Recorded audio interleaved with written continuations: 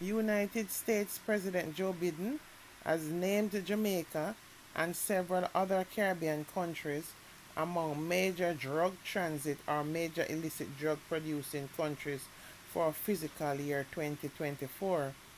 In a White House memorandum, Biden on Friday listed the Bahamas, Belize, the Dominican Republic, Haiti, and Jamaica among the countries worldwide as major transit or major illicit drug producing countries.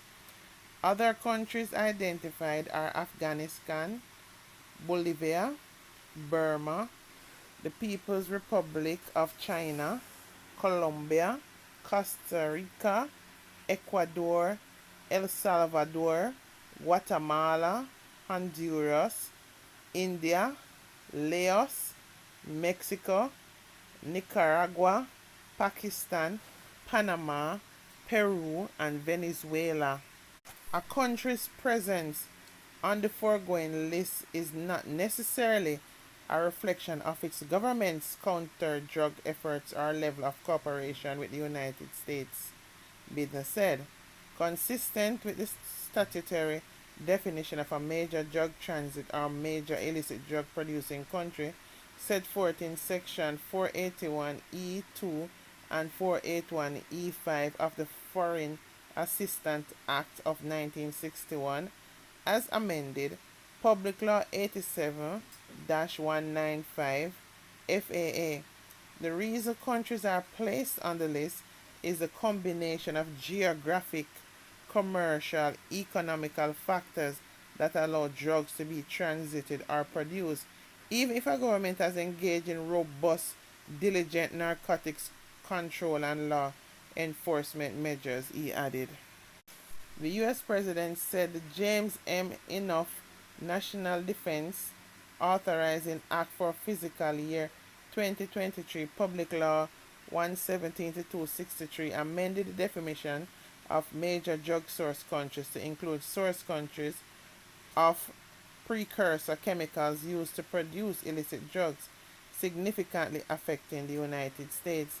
He said for countries with large chemical and pharmaceutical industries, preventing precursors chemicals from being diverted to the production of illicit drugs is a particularly difficult challenge, including for the United States and other countries with strict regulatory regimes to prevent diversions.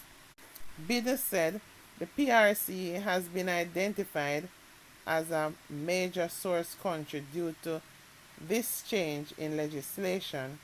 The United States strongly urges the PRC and other chemical source countries to tighten the chemical supply chains and prevent diversion, he said. Pursuant to Section 7062A of the FRAA, Biden designated Bolivia, Burma, and Venezuela as having failed demonstrably during their previous 12 months to both adhere to their obligations under the International Counter-Narcotics Agreement and to take the measures acquired by Section 489A1 of the FAA. He said included with this determination are justifications for the designations of Bolivia, Burma, and Venezuela, as required by Section 7062B of the FRAA.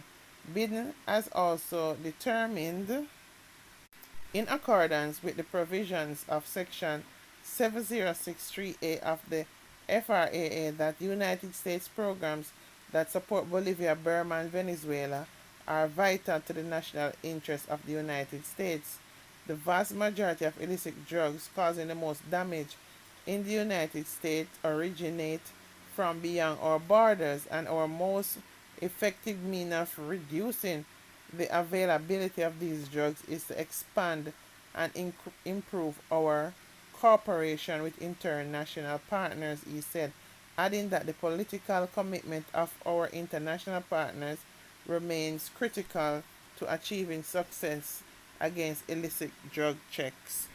With key partners in South America, Biden said the United States will continue to support ongoing efforts to reduce coca cultivation and cocaine production, expand access to justice, and promote alternative livelihoods. He said Colombia has historically been a strong partner in the fight against the drug trade.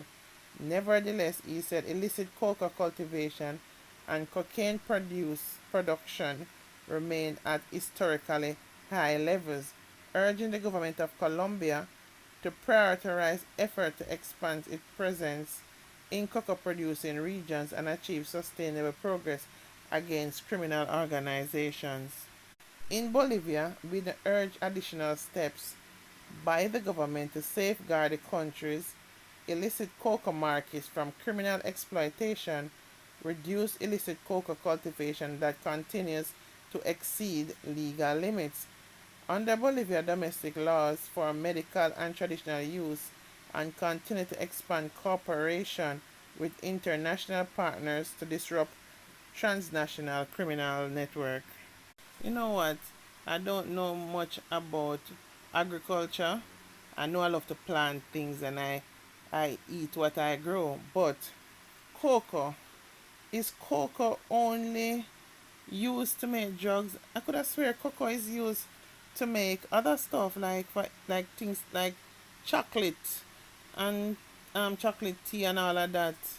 So when you reduce the cultivation of cocoa because you want um to put a dampen on the cocaine production, isn't it going to affect home use where we use it to make tea or to make chocolate or so?